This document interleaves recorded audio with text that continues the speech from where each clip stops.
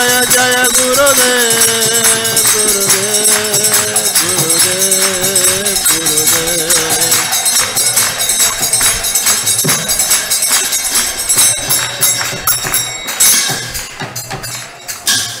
गौर प्रेमानंदे हरि ओम अज्ञानतिमिरान्धस्य ज्ञानाञ्जनशलाकया चक्षुरुन्मिलितं येन तस्मै श्रीगुरुवे नमः। श्रीचैतन्यमनोभीष्टं स्थापितं येन भूतले स्वयं रूपं कदा मह्यं ददाति सपदान्तिकं। वन्देऽहं श्रीगुरो श्रीयुतापदकमलं श्रीगुरुन् वैष्णवांश्च। श्रीरूपं साग्रजातं सहगना रघुनाथान्वितं तं सजीवम् साद्वैतं सावधूतं परिजनसहितं कृष्णचैतन्यदेवं श्रीराधाकृष्णपादान् सहगना ललिता श्रीविशाखान्वितांश्च। नमोऽयं विष्णुपदाय कृष्णप्रेष्ठाय भूतले श्रीमते भक्तिवेदान्त स्वामिनिति नामिने। नमस्ते सरस्वती देवे गौरवाणी प्रचारिणे निर्विशेषा शून्यवादी पाश्चात्यदेशतारिणे। वाञ्छाकल्पतरुभ्यश्च कृपा सिन्धुभ्येव च पतितानां पावनेभ्यो वैष्णवेभ्यो नमो नमः। जय श्री कृष्ण चैतन्य प्रभु नित्यानंद श्री अद्वैत गदाधर श्रीवासदि गौरभक्तवृंद। हरे कृष्ण कृष्ण कृष्ण हरे हरे, हरे राम राम राम हरे हरे। ओम नमो भगवते वासुदेवाय।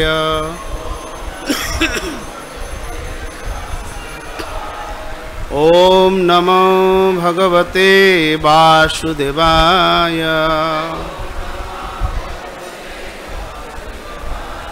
ओम नमो भगवते वासुदेवाय। नारायणं नमस्कृत्य नरं चैव नरोत्तमं देवीं सरस्वतीं व्यासं ततो जयो मुदीरये। नमो विष्णुपदाय कृष्णाभीष्टाय भूतले श्रीमते जयपताका स्वामिनिति नामिने। नमो आचार्यपदाय निताय कृपाप्रदायिने गौड़कथाधामदाय मंगलग्राम। हरे कृष्ण। এখন আমরা শ্রীমদ্ ভগবদ গীতা যথাযথ থেকে তৃতীয় অধ্যায় কর্মযোগের 30 নম্বর শ্লোক পাঠপূর্বক অধ্যয়ন করব। তো শ্লোকটি আমাদের বোর্ডে লেখা রয়েছে, আমার পরে পরে আপনারা বলবার চেষ্টা করবেন।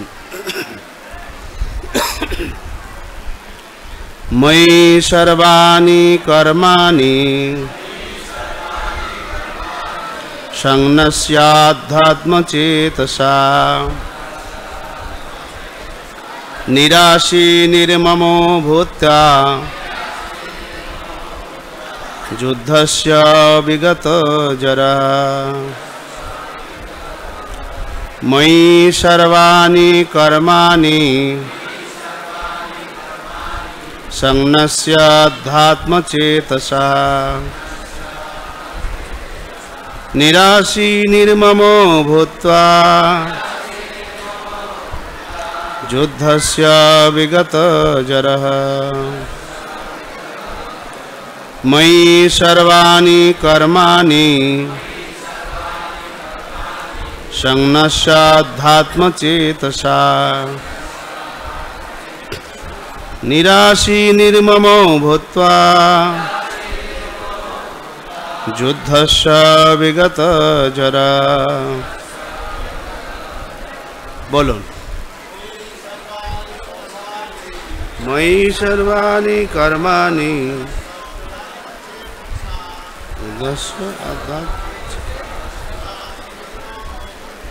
নিরাশী নির্মম ভূত্বা যুদ্ধস্য বিগত জরা। ময়ি সর্বাণি কর্মাণি সংন্যস্য আধ্যাত্মচেতসা নিরাশী নির্মম ভূত্বা যুদ্ধস্য বিগত জরা। আরেকজন। ময়ি সর্বাণি কর্মাণি সংন্যস্য আধ্যাত্মচেতসা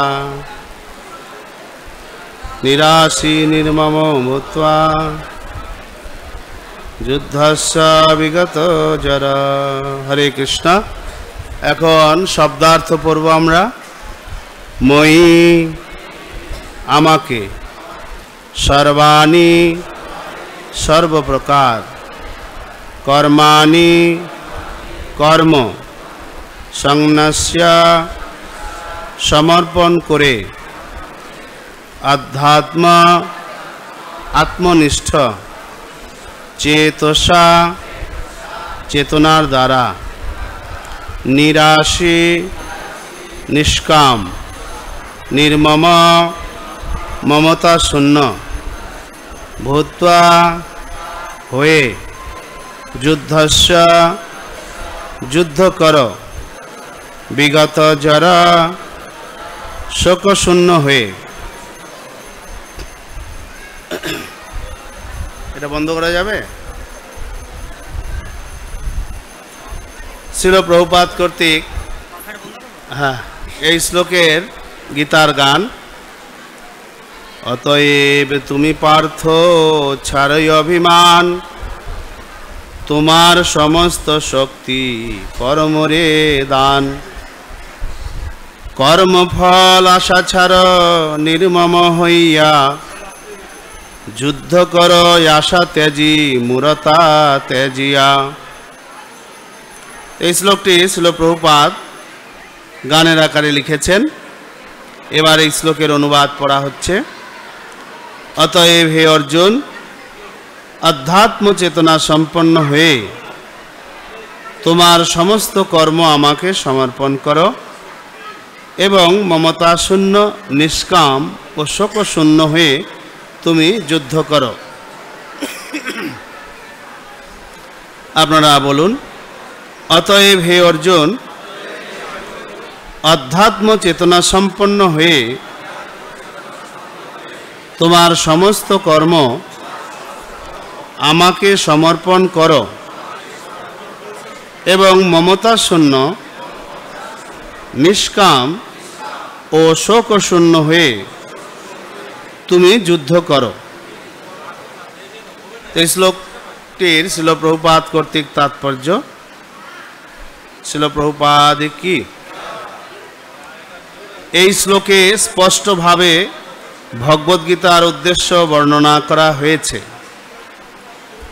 এখানে ভগবান আদেশ করেছেন যে সম্পূর্ণভাবে ভগবৎ চেতনায় উদ্বুদ্ধ হয়ে কর্তব্যকর্ম করে যেতে হবে। সৈনিকেরা যেমন গভীর নিষ্ঠা ও শৃঙ্খলার সঙ্গে তাদের কর্তব্যকর্ম করে, মানুষের কর্তব্য হচ্ছে ঠিক তেমনভাবে ভগবানের সেবা করা। ভগবানের আদেশকে কখনো কখনো অত্যন্ত কঠোর বলে মনে হতে পারে, কিন্তু তার আদেশ পালন করাই হচ্ছে মানুষের ধর্ম। তাই শ্রীকৃষ্ণের উপর নির্ভরশীল হয়ে তা আমাদের পালন করতেই হবে, কেননা সেটি হচ্ছে জীবের স্বরূপ। ভগবান শ্রীকৃষ্ণের সেবা না করে মানুষ যদি সুখী হতে চেষ্টা করে, তবে তার সে চেষ্টা কোনোদিনই সফল হবে না। ভগবানের ইচ্ছা অনুসারে কর্ম করাই হচ্ছে জীবের কর্তব্য, এবং সেই জন্য তাকে যদি সব কিছু ত্যাগ করতেও হয় তবে তাই বিধেয়। ভালো মন্দ, লাভ ক্ষতি, সুবিধা অসুবিধার কথা বিবেচনা না করে ভগবানের আদেশ পালন করাই হচ্ছে আমাদের কর্তব্য। সেই জন্যই শ্রীকৃষ্ণ যেন সামরিক নেতার মতোই অর্জুনকে যুদ্ধের নির্দেশ দিয়েছিলেন। অর্জুনের পক্ষে সেই নির্দেশ যাচাই করার কোনো পথ ছিল না, তাকে সেই নির্দেশ মানতেই হয়েছিল। ভগবান হচ্ছেন সমস্ত আত্মার আত্মা, তাই নিজের সুখ সুবিধার কথা বিবেচনা না করে যিনি সম্পূর্ণভাবে পরমাত্মার উপর নির্ভরশীল, অথবা পক্ষান্তরে যিনি সম্পূর্ণরূপে কৃষ্ণ ভাবনাময়, তিনি হচ্ছেন অধ্যাত্মচেত। নিরাশী মানে হচ্ছে ভৃত্য যেমন প্রভুর সেবা করে তখন সে কোনো কিছুর আশা করে না। খাজাঞ্চি লক্ষ লক্ষ টাকা গণনা করে, কিন্তু তার এক কপর্দকও সে নিজের বলে মনে করে না, কারণ সে জানে যে সেই টাকা তার মালিকের। ঠিক তেমনি এই জগতে সব কিছুই ভগবানের, তাই তার সেবাতে সব কিছু অর্পণ করাই হচ্ছে আমাদের কর্তব্য। আমরা যদি তা করি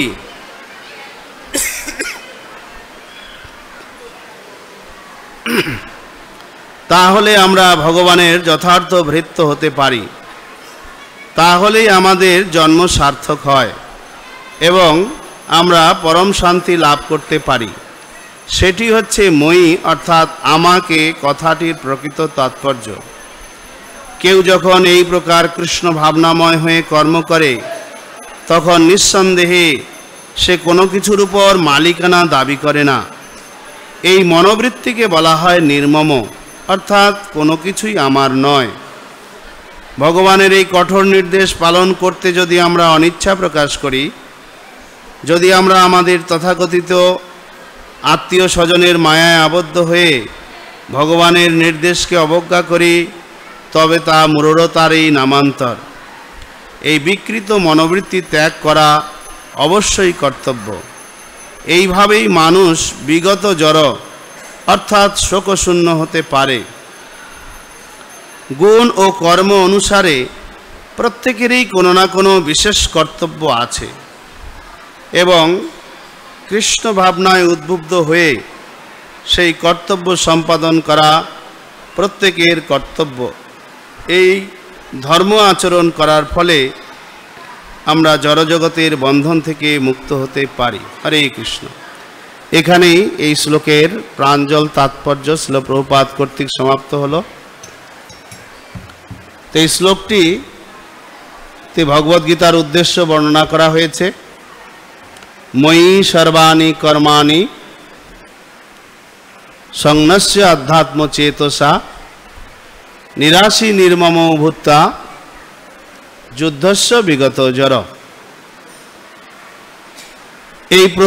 এই শ্লোকটিতেই প্রথম ভগবান শ্রীকৃষ্ণ তিনি সরাসরিভাবে অর্জুনকে নির্দেশ দিচ্ছেন যে তুমি তোমার সমস্ত কর্তব্য কর্ম আমাকে সমর্পণ করো। শুধু তাই নয়, তার সঙ্গে সঙ্গে তিনটা জিনিস করতে হবে তোমাকে। মমতা শূন্য হতে হবে, নিষ্কাম হতে হবে এবং শোকশূন্য হতে হবে। তো এখন আমরা এই বিষয়গুলি শ্রীল প্রভুপাদের তাৎপর্যের আলোকে বিবেচনা করব। আসলে যে বলা হচ্ছে আমাকে সমস্ত প্রকার কর্ম সমর্পণ করো, ময়ি সর্বাণি কর্মাণি, সমস্ত প্রকার কর্ম বলতে আমরা কি বুঝি? বিভিন্ন মানুষ বিভিন্ন রকম কর্ম করছেন, তার মধ্যে কিছু ভালো কর্ম আছে, খারাপ কর্মও আছে। ভালো মন্দের বিচার বিভিন্নভাবে হয়ে থাকে। কারো কাছে যে জিনিসটা ভালো অন্যের কাছে হয়তো খারাপ হতে পারে, আবার কারো কাছে যে জিনিসটা খারাপ সেটা হয়তো অন্যের কাছে ভালো হতে পারে। সুতরাং এই যে ভালো মন্দের বিচারবোধ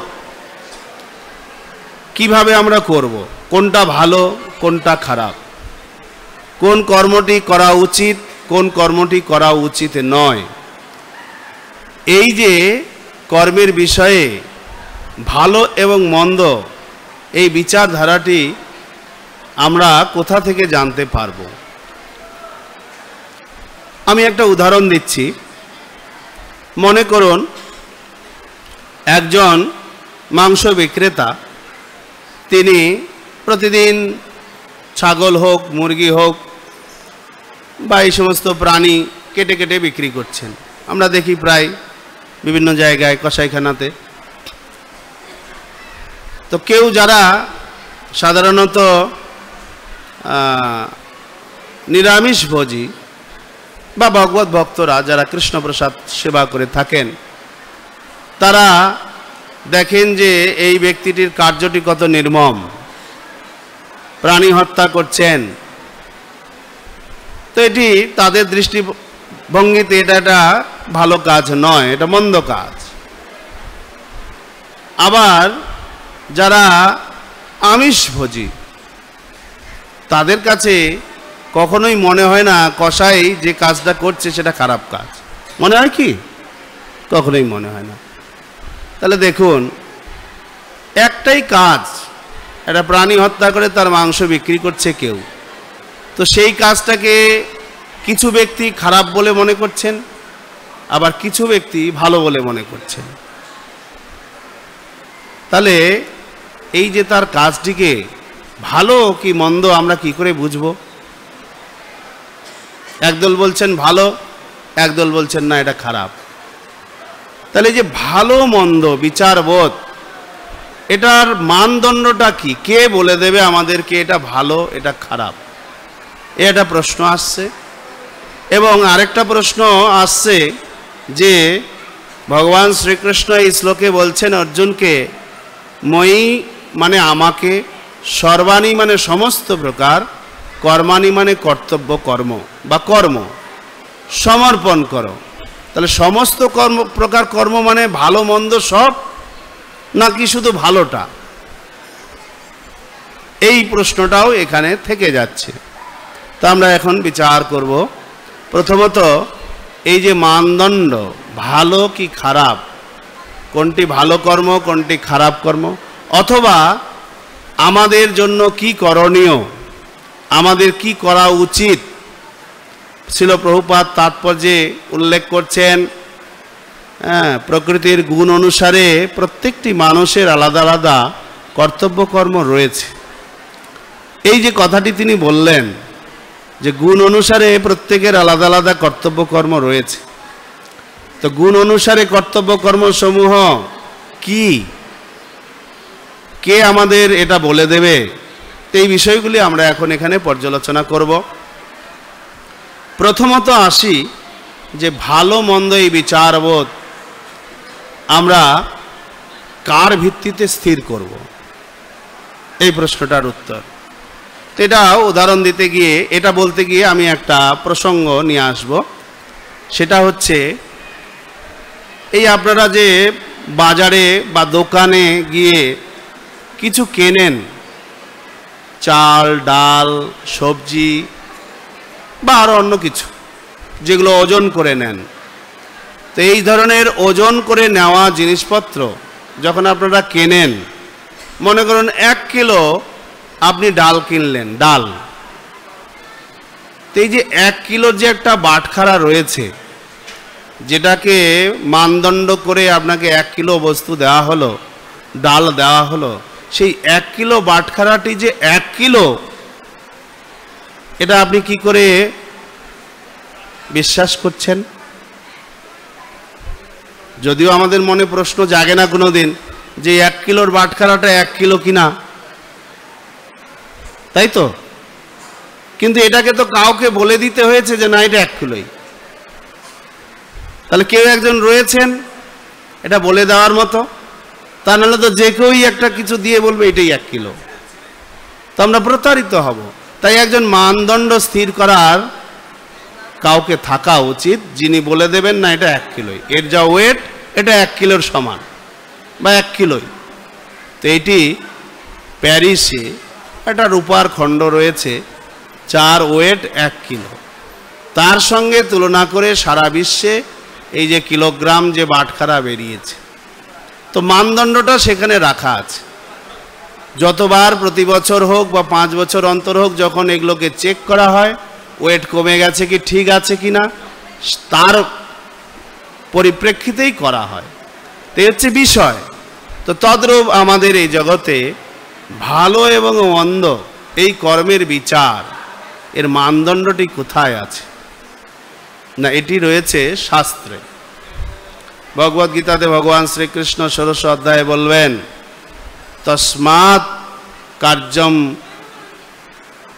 তস্মাৎ শাস্ত্রম প্রমাণন্তে কার্যাকার্য ব্যবস্থিত।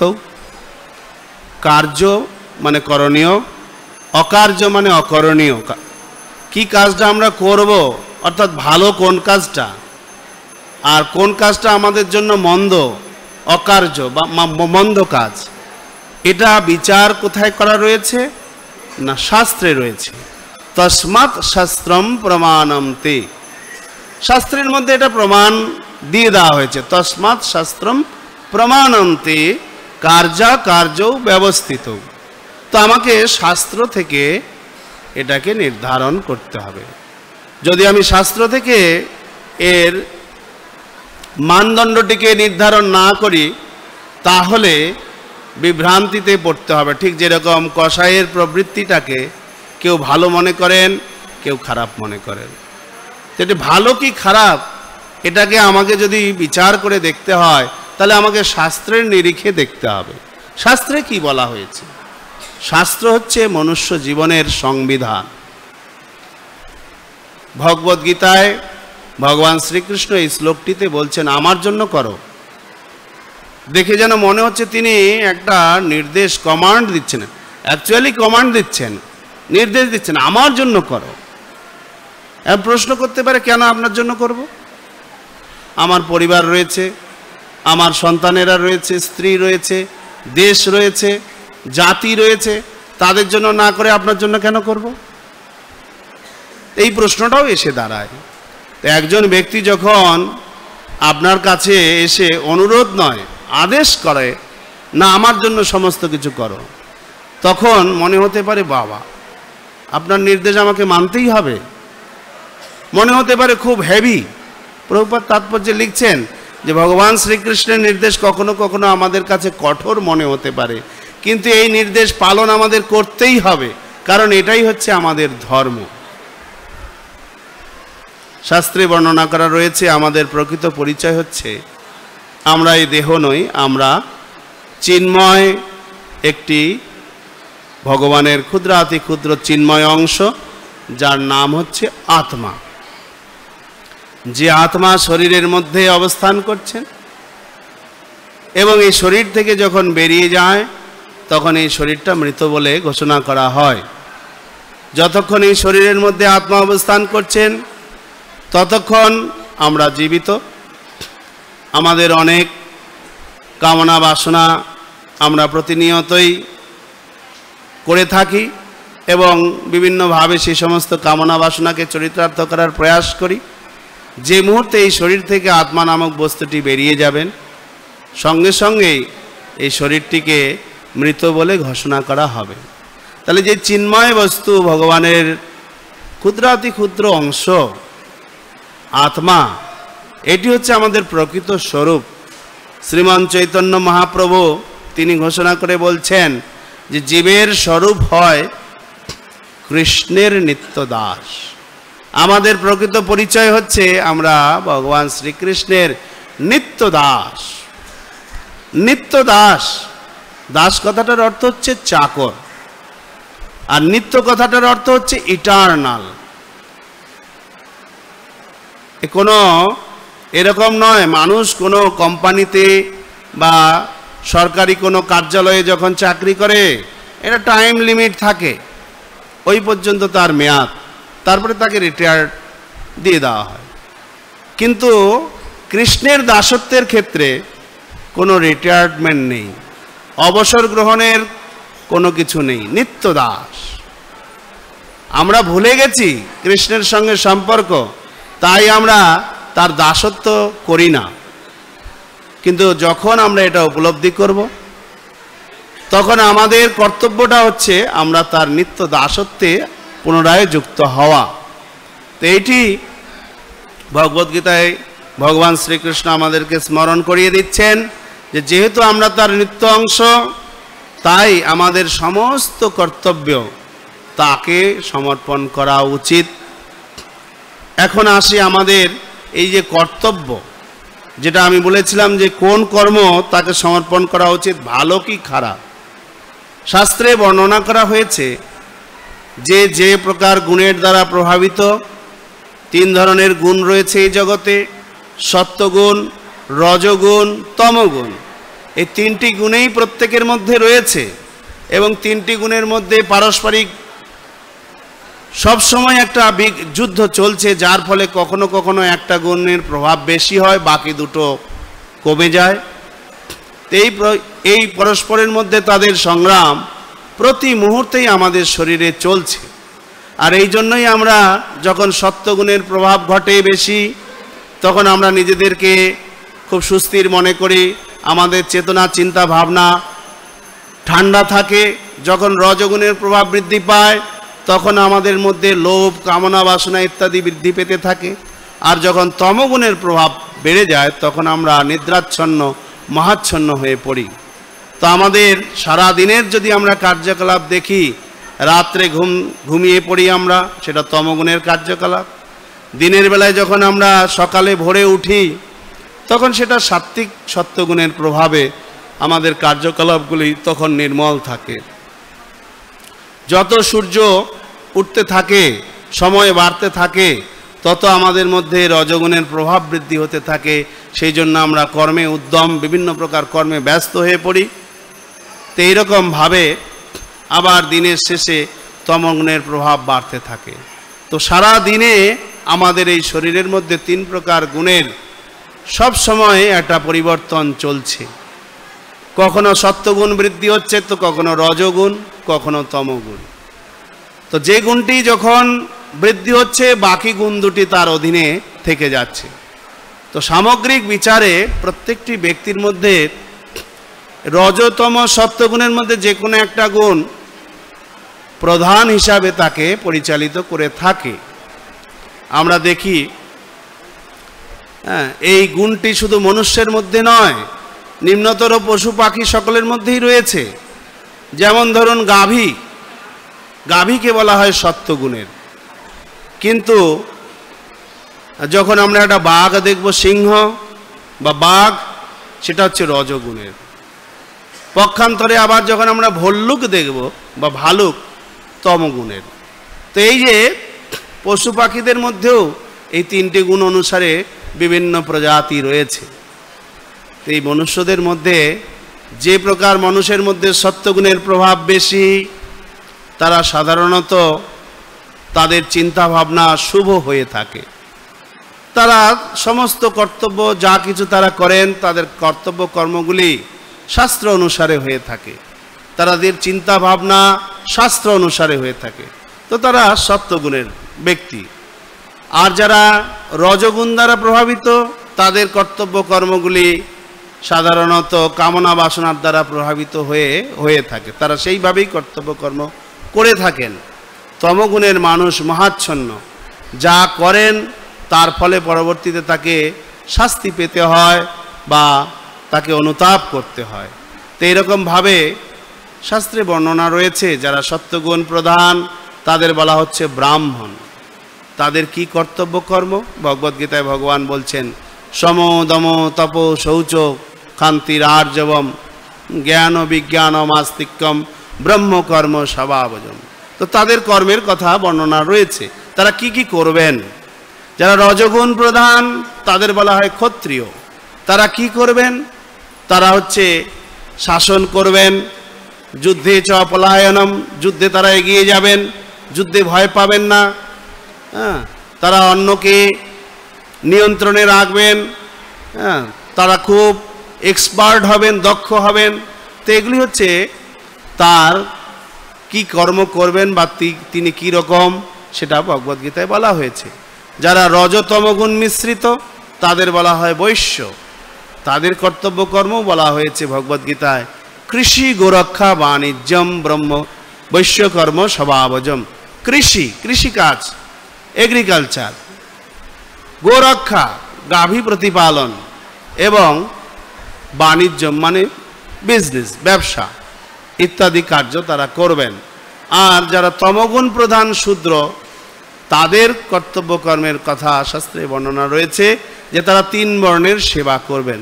তো এরকমভাবে শাস্ত্রে প্রত্যেকের কিছু কর্তব্য বা নির্দেশ জীবনযাত্রা নির্বাহের জন্য বলে দেওয়া হয়েছে। তো ভগবান শ্রীকৃষ্ণ এখানে বলছেন যদি কেউ ব্রাহ্মণ হয়ে থাকেন তার যে কর্তব্যের কথা বলা হয়েছে সেই কর্তব্য যেন তিনি কৃষ্ণকে নিবেদন করেন। যদি তিনি ক্ষত্রিয় হন তাহলে তার যে কর্তব্য কর্মের কথা শাস্ত্রে বলা হয়েছে সেটা যেন তিনি কৃষ্ণকে নিবেদন করেন। যেমন অর্জুন একজন ক্ষত্রিয়, তার কর্তব্য হচ্ছে যুদ্ধ করা, যুদ্ধে পালিয়ে যাওয়া নয়। অর্জুন পালিয়ে যেতে চাইছিলেন, আত্মীয় স্বজনদের দেখে তাদের প্রতি দয়া পরবশ হয়ে পালিয়ে যেতে চাইছিলেন, কিন্তু না, যুদ্ধে চ পলায়নম হচ্ছে ক্ষত্রিয়ের ধর্ম। যুদ্ধক্ষেত্রে থেকে ক্ষত্রিয় কখনো পলায়ন করবেন না, যুদ্ধক্ষেত্রে তিনি পিঠ দেখাবেন না। ক্ষত্রিয় যুদ্ধক্ষেত্রে গিয়ে হয় মৃত্যুবরণ করবেন, না হলে জয়লাভ করে ফিরে আসবেন। এটি হচ্ছে ক্ষত্রিয়ের নীতি। ক্ষত্রিয়রা এই জন্য যখন যুদ্ধে যায় তখন তারা বিভিন্ন প্রকার বাদ্যযন্ত্র নিয়ে গিয়ে যুদ্ধের প্রারম্ভে সেগুলো বাজায়। কেন বাজায়? এখনও আমরা মিলিটারিতে দেখি ড্রাম, প্যাড, বিভিন্ন রকম তাদের বাদ্যযন্ত্র, ফ্লুট ইত্যাদি রয়েছে, তারা বাজায়। এর উদ্দেশ্য কি? ক্ষত্রিয়রা বিভিন্ন প্রকার বাদ্যযন্ত্র কেন বাজায়? না, তারা জানে যে আমরা যে যুদ্ধক্ষেত্রে এসেছি এটা আমাদের একটা উৎসব। আমাদের যেমন মায়াপুরে যখন আমরা উৎসব, এই যে একটু আগেই আরতি হলো, আপনারা নৃত্য কীর্তন করলেন, কত মৃদঙ্গ, করতাল, ঝম্প, কত কিছু বাজলো, তা আমাদের এটা উৎসব, প্রতিদিনের উৎসব। তা আমরা এই সমস্ত বাদ্যযন্ত্র আমরা ব্যবহার করছি।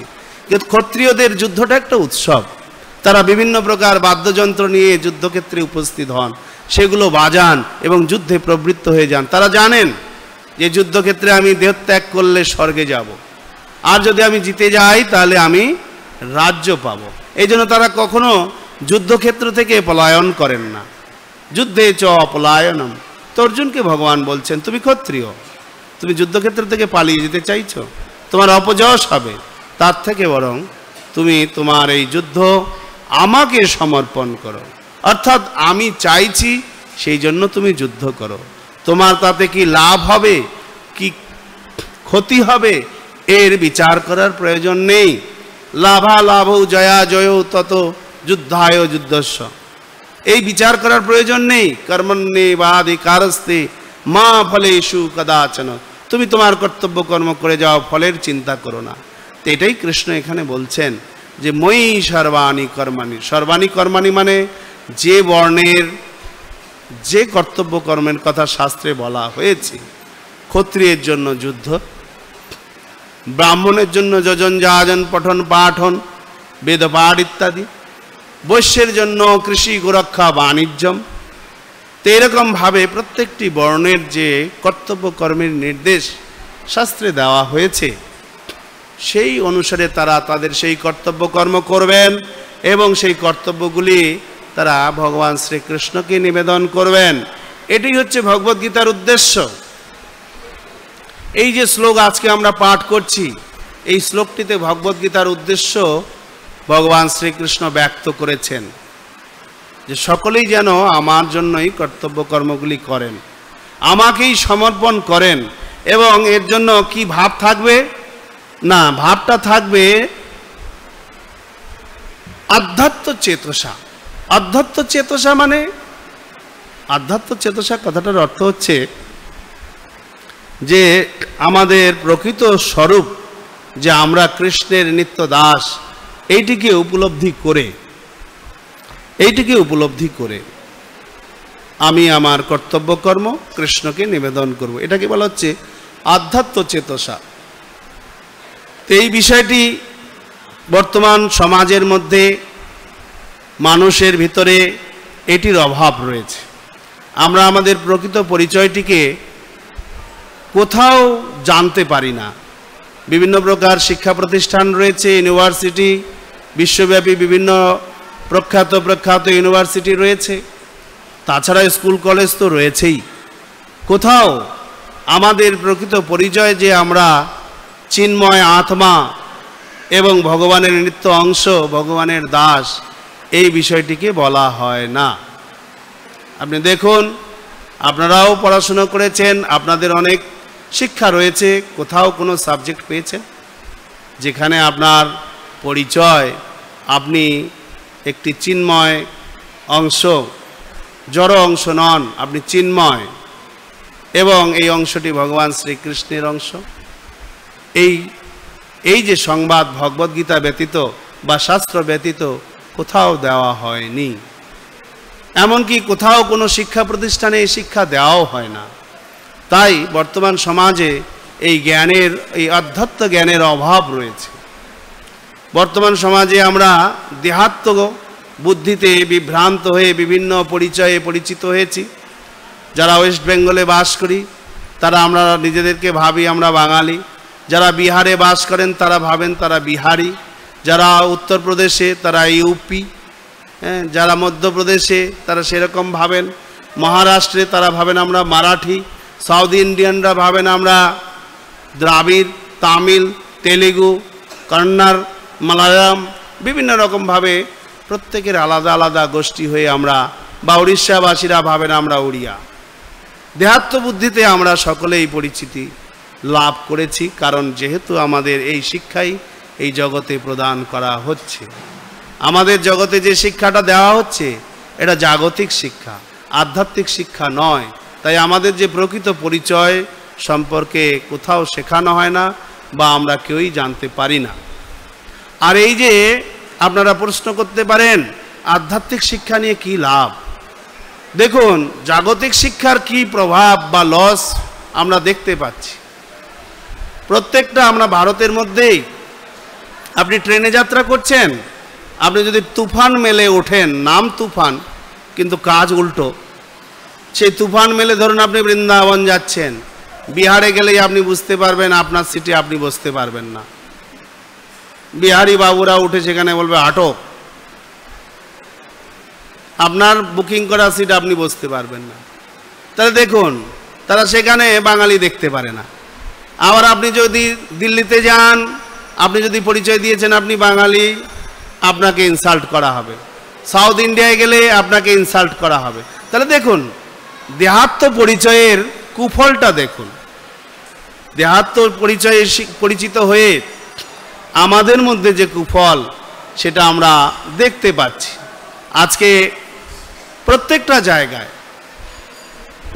জায়গায় আমাদের এখানে যদি কেউ বিহারি এসে থাকে আমরা তাকে সেরকমভাবে সম্মান করি না, এই বিহারি।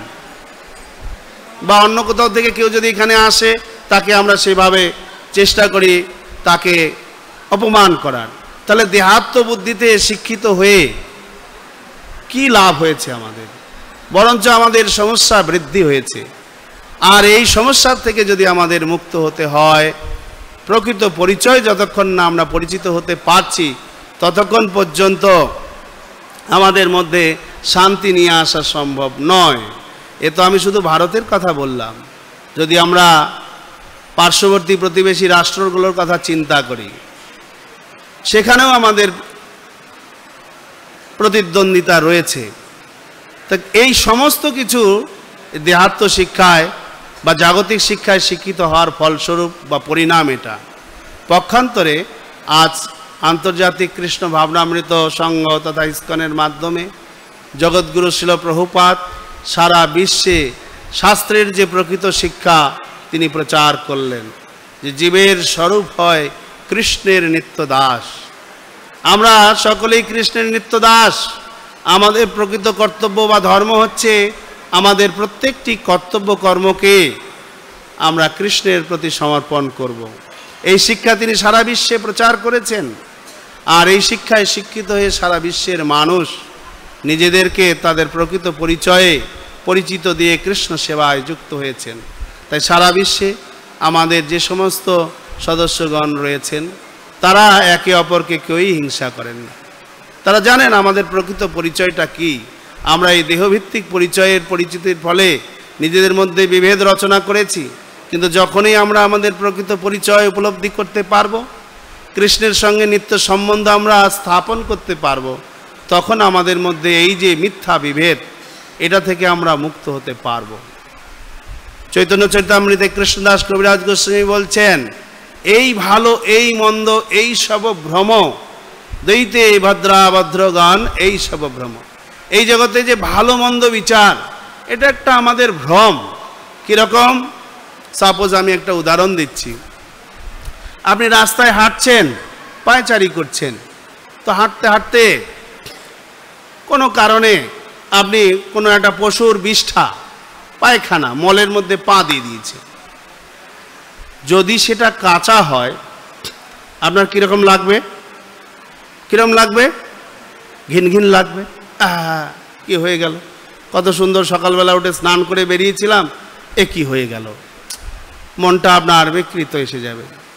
আচ্ছা, তো আপনাকে পরিষ্কার শুদ্ধ হওয়ার জন্য আবার পুনরায় স্নান ধ্যান করতে হবে, তা নাহলে আপনি শুদ্ধ হতে পারবেন না। সাপোজ সেই বিষ্ঠাটা কাঁচা না হয়ে যদি শুকনা হয়, শুকনা রোদ্রে শুকিয়ে গেছে, তাতে পা দিলেন, কিরকম লাগবে আপনার? কিরকম লাগবে? কাঁচার থেকে একটু ভালো লাগবে নাকি? একটু ভালো লাগবে। আসলে কি কোনো পরিবর্তন আছে? যেটার উপরে আপনি পা দিলেন সে কাঁচাই হোক আর শুকনোই হোক, আছে কোনো? কাঁচা শুকনোর মধ্যে কোনো পার্থক্য নেই, দুটোই বিষ্ঠা, দুটোই বিষ্ঠা। কাঁচা হলেও বিষ্ঠা, শুকনো হলেও বিষ্ঠা। তা আপনি পা দিলেই আপনি অপবিত্র। আপনাকে পবিত্র হওয়ার জন্য পুনরায় পবিত্রকরণের পন্থা গ্রহণ করতে হবে। তো দেখুন, বিচারবোধটা আমাদের দেখুন। কাঁচা বিষ্ঠায় পা দিলে আমার মনে হচ্ছে যে গেল গেল আমার, এ কি হয়ে গেল। শুকনো বিষ্ঠায় পা দিলে মনে হচ্ছে না ঠিক আছে, একটু ভালো, কাঁচার থেকে তো ভালো। তাহলে এই যে ভালো মন্দ বিচারবোধ আমাদের, তো এই জগতে ভালো মন্দ বিচারবোধ দুটোই মন্দ। এই জগতে ভালো বলে কিছু নেই, শুভ অশুভ এই যে আমরা বিচার করি, দুটোই অশুভ। শুধু আমরা বিচার করি এটা শুভ এটা অশুভ, এটা ভালো এটা মন্দ। প্রকৃতপক্ষে যদি কেউ কৃষ্ণের সম্পর্কিত হয়ে কৃষ্ণকে কিছু যা কিছু করছে কৃষ্ণকে যদি সমর্পণ না করে, তাহলে তার সেই কর্মটিই মন্দ, সেই কর্মটিই মন্দ। সেটা জাগতিক বিচারে যতই ভালো হোক না কেন। কেন মন্দ? না সেটি তাকে কর্মবন্ধনে আবদ্ধ করবে। শিল প্রভুপাদ তাৎপর্যে বলছেন, এই ধর্ম আচরণ করার ফলে আমরা জড়জগতের বন্ধন থেকে মুক্ত হতে পারি। দেখুন, এই জগতে ভালো কর্ম করুন বা মন্দ কর্ম করুন, যেটা আমাদের বিচারে, শাস্ত্র বিচারে নয়, যেটা আমরা জাগতিক বিচারে ভালো মন্দ বিচার করে করে থাকি, তা সেই কর্ম করলে আমাদের বন্ধনে পড়তে হবে। ভালোই করুন আর মন্দই করুন। কর্মবন্ধনটা কি? মানে প্রতিক্রিয়া। কর্মবন্ধন কথাটার অর্থ হচ্ছে কর্মের প্রতিক্রিয়া। কীরকম? আপনি বসে আছেন মেঝেতে, খুব জোরে যদি এখন হাত মুঠি করে মেঝেতে একটা আপনি যদি ঘুষি দেন, কতটা লাগবে আপনার প্রতিক্রিয়া? ঠিক যতটা জোরে মারবেন ততটাই লাগবে। তাহলে এই যে প্রতিক্রিয়া, এটাকেই বলা হচ্ছে কর্মবন্ধন।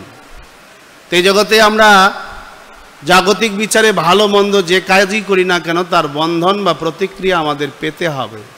একজন বিজ্ঞানী, প্রখ্যাত বিজ্ঞানী, তিনি বলছেন যে এই জগতের প্রত্যেকটি কর্মেরই সমান এবং বিপরীত প্রতিক্রিয়া রয়েছে।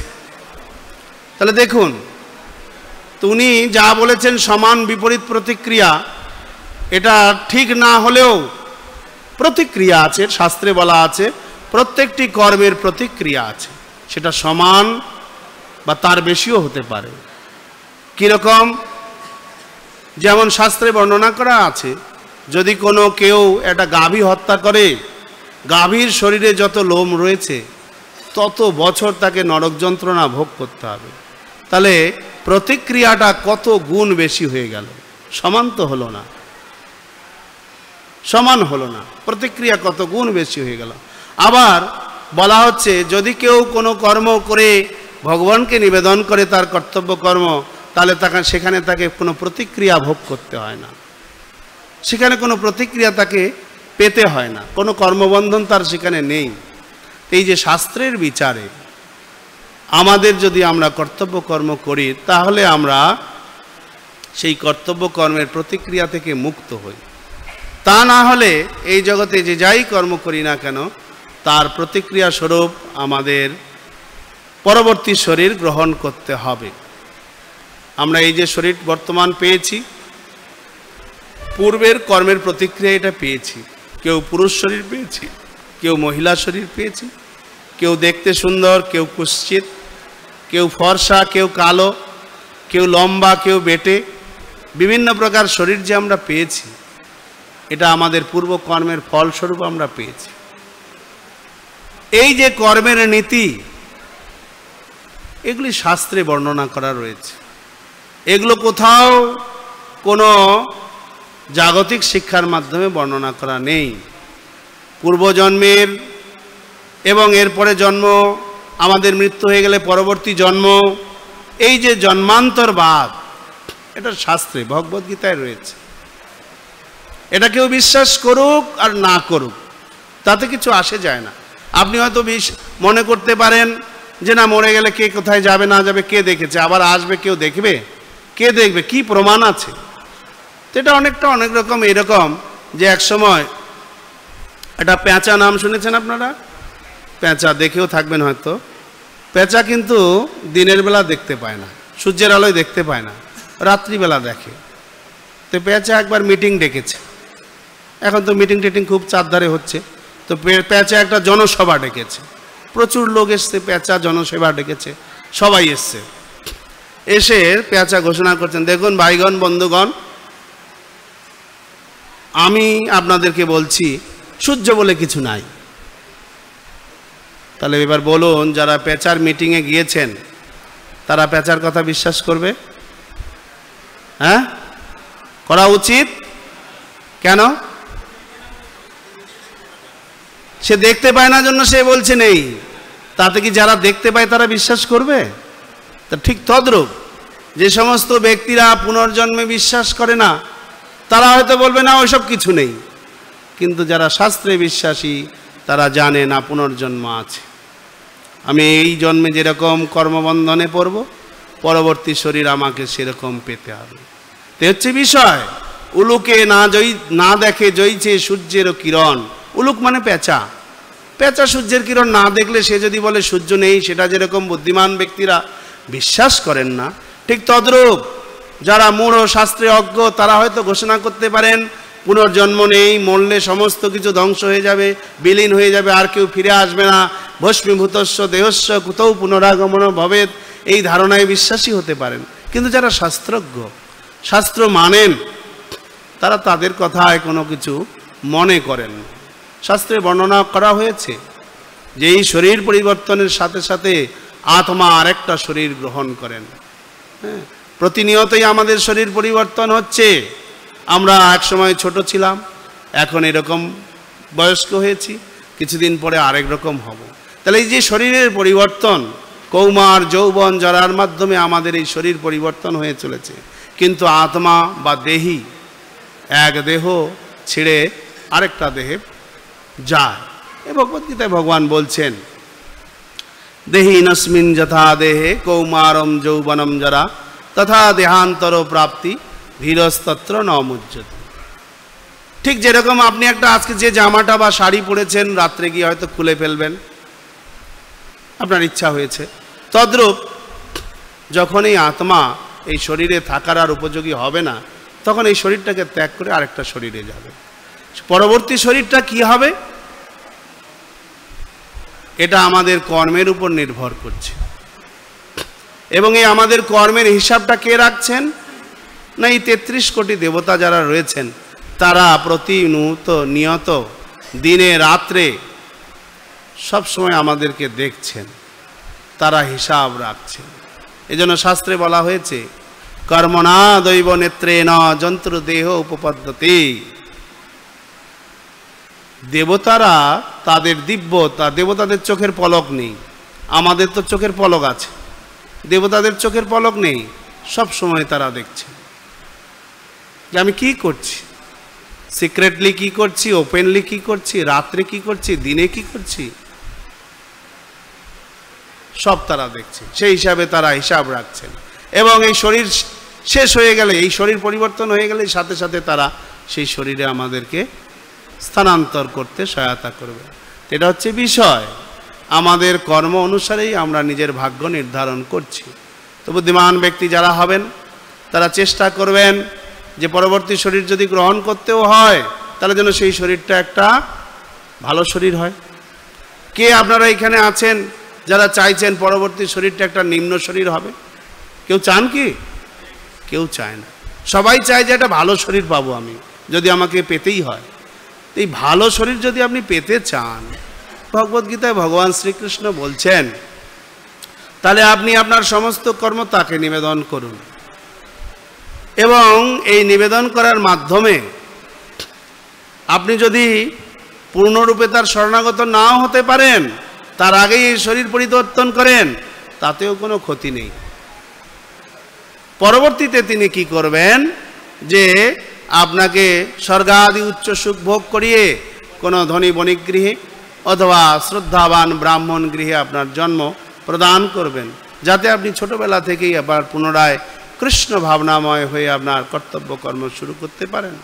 ষষ্ঠ অধ্যায়ে ভগবান কৃষ্ণ বলছেন, প্রাপ্য পুণ্য কৃতাম লোকান উষিতা শাশ্বতী সমা শুচিনাম শ্রীমতাম গৃহে যোগ ভ্রষ্ট অভিজায়তে।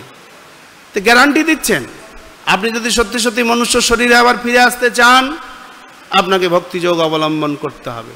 ভক্তিযোগ মানে আপনি যা কিছু করছেন ভগবানকে নিবেদন করুন, এটাই হচ্ছে ভক্তিযোগ। এটিকে আপনাকে গ্রহণ করতেই হবে যদি আপনি পরবর্তী মনুষ্য শরীর পেতে চান।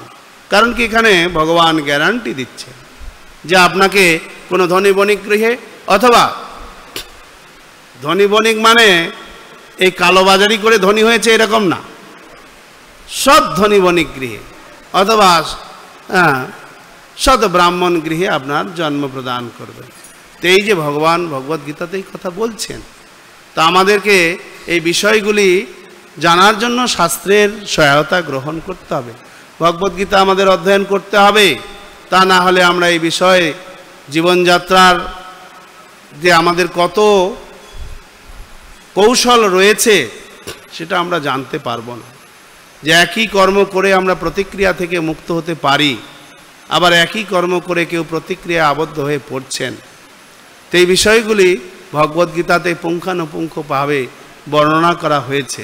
তো এই বিষয়ে যদি আমাদের সজাগ হতে হয়, বুদ্ধিমান ব্যক্তিগণ শাস্ত্রের সহায়তা গ্রহণ করে থাকেন এবং সেই অনুসারে তাদের কর্তব্য কর্মকে সম্পাদন করে থাকেন। এখানে আরও 3টা বিষয় বলা হয়েছে, যেটা হচ্ছে নিরাশী। আধ্যাত্ম চেত আমি বললাম, নিরাশী মানে আশা না নিয়ে। কীরকম আশা না নিয়ে? খাজাঞ্চি শব্দটা বাংলা হলেও অনেকে এর পরিচয়, এর পরিচিতি আমাদের মধ্যে মনে হচ্ছে যেন এটা একটা নতুন শব্দ। আসলে এটা বাংলা শব্দ, খাজাঞ্চি।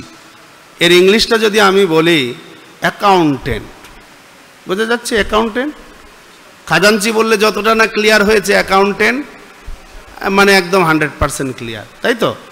তো যেটাতেই পরিষ্কার হয় সেটা বোঝাই ভালো। তো অ্যাকাউন্টেন্ট কোনো একটা দোকানেই হোক বা কোনো ব্যবসায়ী প্রতিষ্ঠানেরই হোক বা ব্যাংকেরই হোক, তিনি টাকা গুনছেন লক্ষ লক্ষ।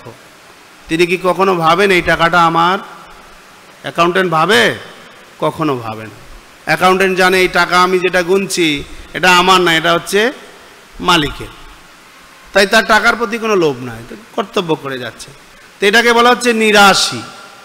আমরা যে এই জগতে কর্তব্য করছি আত্মীয় স্বজন পরিবার পরিজন প্রতিপালনের জন্য, এইটাকে যদি আমি সেই ভাব নিয়ে করি যে আত্মীয় স্বজন পরিবার পরিজন এগুলি সব কৃষ্ণের সঙ্গে সম্পর্কিত, এনারা সকলেই কৃষ্ণের দাস দাসী, আমি শুধু কেবলমাত্র এই কর্তব্যে যুক্ত হয়েছি যে তাদের ভরণ পোষণের সেবাটুকু আমি পেয়েছি, এই ভাব নিয়ে যখন কেউ আত্মীয় স্বজন পরিবার পরিজনকে ভরণ পোষণ করে চলেন এবং যখন তার এরকমভাবে কর্মফলের প্রতি স্পৃহা থাকে না, তখন তাকে বলা হচ্ছে তিনি নিরাশী। এবং আরেকটা জিনিস বলা হচ্ছে, সেটা হচ্ছে বিগত জড়। বিগত জড় মানে না শোক শূন্য হয়ে, শোক শূন্য। এই শোক শূন্য হওয়া আমাদের অনেক সময় আফসোস হয়। মায়াপুরে গেলাম, ওহ সব জায়গায় দেখি টিকিট, একটা চৈতন্য এক্সিবিশন দেখবো টিকিট, একটু প্রসাদ পাবো সেখানেও যেন ভালো প্রসাদটা পাওয়ার ইচ্ছা ছিল, এত দাম। তো এই যে আফসোস, শোক, বলা হচ্ছে বিগত জড়, শোক শূন্য হওয়া। কি করে শোক শূন্য হওয়া যাবে? শ্রীল প্রভুপাদ এখানে বলছেন যে আমরা আমাদের মূঢ়তার জন্য আমরা মনে করি সব কিছু আমার, আমরা কৃষ্ণের সঙ্গে সম্পর্কিত যে সমস্ত কিছু এটা বুঝতে না পারার জন্য আমরা শোকগ্রস্ত হয়ে পড়ি। তো যখন আমরা দেখব সবই কৃষ্ণের, আমার কিছু নেই, তখনই আমি বিগত জড় বা শোক শূন্য হতে পারব। তো এই জগতের মালিক কৃষ্ণ, তিনি সকলের পিতা, জগতের পিতা কৃষ্ণ, যে না মানে বাপ, জন্মে জন্মে পিতৃদহী সেই পাতকীর তাপ। এটা একটা কথা আছে যে পিতাকে না মানলে পিতৃদহী পুত্রের যেরকম কষ্ট হয়, তো জগতের পিতা কৃষ্ণ, তাকে যদি আমরা না মানি তো পিতৃদ্রোহে আমাদেরকে তাপ পেতে হবে, ক্লেশ পেতে হবে, কষ্ট পেতে হবে। আমরা পাচ্ছিও তাই, এই জগতে আমরা কষ্ট পাচ্ছি যেহেতু কৃষ্ণ তিনি আমাদের পিতা, তিনি যা চেয়েছেন সেটা আমরা করছি না। অবাধ্য সন্তানেরা কখনো সুখী হতে পারে না। তো এখানে আমরা দেখতে পাচ্ছি কৃষ্ণ আমাদের কাছে কি চেয়েছেন, সমস্ত কর্ম আমাকে সমর্পণ করো। অবাধ্য সন্তানের মতো যদি আমরা সেটা না মানি তাহলে আমাকে ক্লেশ পেতে হবে, কষ্ট পেতে হবে। আর বাধ্য সন্তানেরা তার কথা মতো কর্তব্য কর্ম ভগবানকে নিবেদন করছেন। এজন্য আমরা দেখি আচার্যগণ বলছেন, যাহা ইচ্ছা করে কৃষ্ণ তাহা জানো ভালো। শ্রী শ্রী রাধা মাধব কি ত্যাজিয়া আপন ইচ্ছা ঘুচাও জঞ্জাল। আমাদের প্রত্যেকের আলাদা আলাদা ইচ্ছা আছে, এটাকে ত্যাগ করতে বলা হয়েছে। কৃষ্ণ যা ইচ্ছা করছেন সেটা আমাদের ভালোর জন্যই করছেন, সেটা যদি আমরা করতে পারি তাহলেই আমাদের কল্যাণ হবে। তো কৃষ্ণ কি ইচ্ছা করেছেন, ভগবদ্গীতার কি উদ্দেশ্য, এটা আমরা আজকের শ্লোকে আলোচনা করলাম। যে উদ্দেশ্য হচ্ছে কৃষ্ণ চাইছেন আমরা যেন নির্মম অধ্যাত্ম চেত বিগত জড় হয়ে আমাদের সমস্ত কর্তব্য কর্মকে তাকে নিবেদন করি। তাহলে কি হবে না, আমরা এই কর্মের বন্ধন থেকে মুক্ত হয়ে চিন্ময় ধাম চিন্ময় লোকে তার সান্নিধ্যে যেতে পারব। হরে কৃষ্ণ। তো আমি আর কয়েক মিনিট বাকি আছে, আপনাদের যদি কোনো প্রশ্ন আছে বলতে পারেন। প্রশ্ন?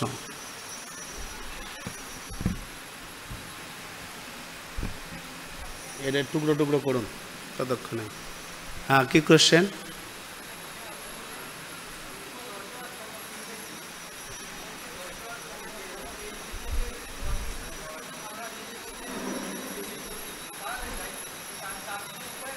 হ্যাঁ আছে, আছে।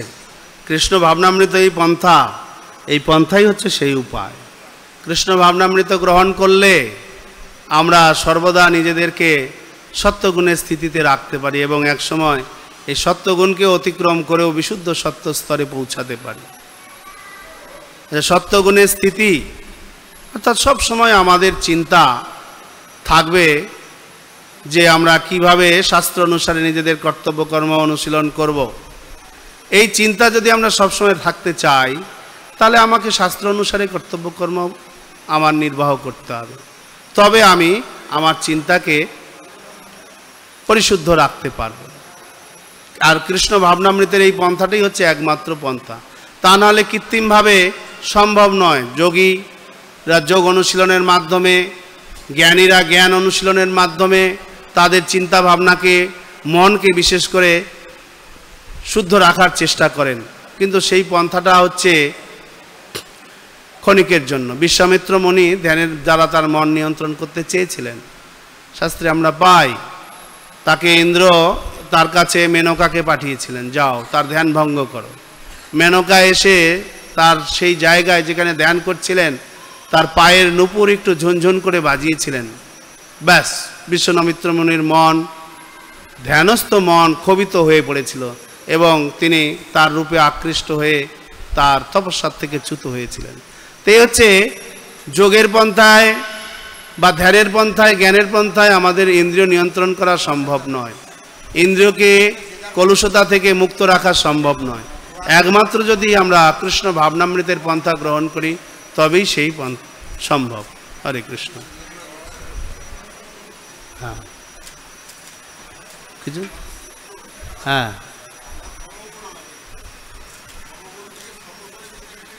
কি করতে হবে? খুব সুন্দর প্রশ্ন। এই একটাই কথা যে যখনই যেখানেই আমরা থাকি না কেন কৃষ্ণের নাম, গুণ, লীলা বা কর্তব্যকর্ম কৃষ্ণ ভাবনাময় হয়ে যদি করি, সাপোজ আপনি বিজনেসম্যান, বিজনেস করছেন, আপনার যদি চেতনা থাকে যে আমি কৃষ্ণের সংসার নির্বাহ করার জন্য এটা করছি, তাহলে আপনার সারাদিনে 8 ঘন্টা বিজনেস করলেও আপনি কৃষ্ণ ভাবনাময় হয়ে করছেন। বাকি সময় আপনি গৃহে এসে যখন ভগবানের আরতি, তার নাম জপ, শাস্ত্র অধ্যয়ন ইত্যাদি করবেন বা যেখানে আলোচনা হচ্ছে সেখানে গিয়ে শ্রবণ করবেন, তাহলে আপনি কৃষ্ণ ভাবনাময় হয়ে থাকছেন। এই হচ্ছে পন্থা। ঠিক আছে, আমরা এখানে রাখছি। শ্রীমদ্ ভগবদ গীতা কি, শ্রীল প্রভুপাদ কি, সমবেত ভক্তবৃন্দ কি, গৌর প্রেমানন্দে হরি হরি বল। হরে কৃষ্ণ। কে? আমি দেবো? আমার সৌভাগ্য, কিন্তু হাতটা ধুতে হবে যে।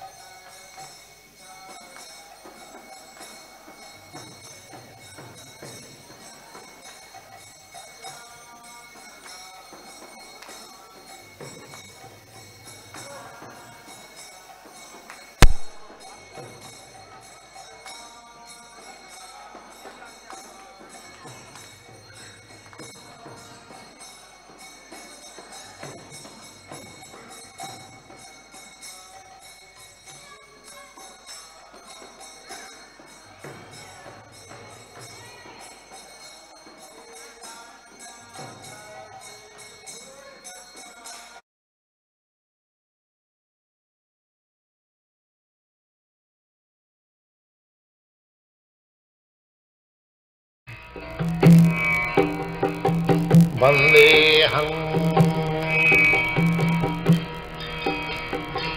श्रीगुरु श्रीयुता पदकमलं श्रीगुरुं वैष्णवांश्च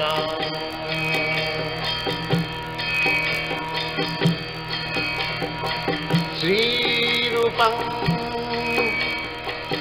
चाक्रजातं सहगना रघुनाथान्वितं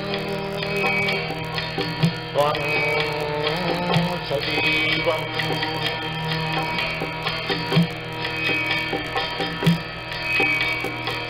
साद्वैतं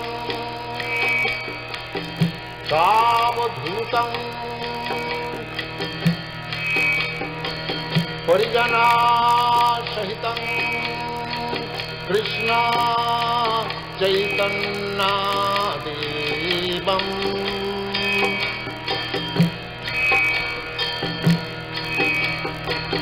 श्रीराधा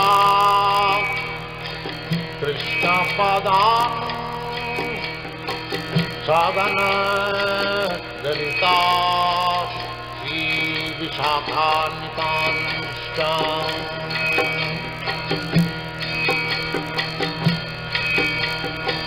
श्रीकृष्ण चैतन्य प्रभु नित्यानन्द श्री अद्वैत गदाधर शिवासदि गौरभक्तवृन्द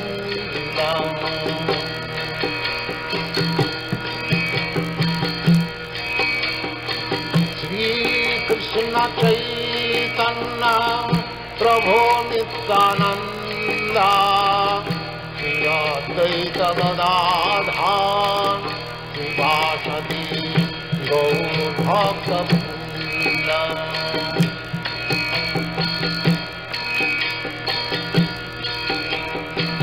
श्रीकृष्ण चैतन्य प्रभु Nityanand Shri Advaita Gadadhar शिवासदि गौरभक्तवृन्द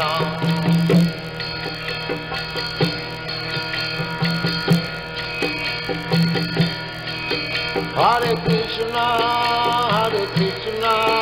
Krishna Krishna, Hare Hare,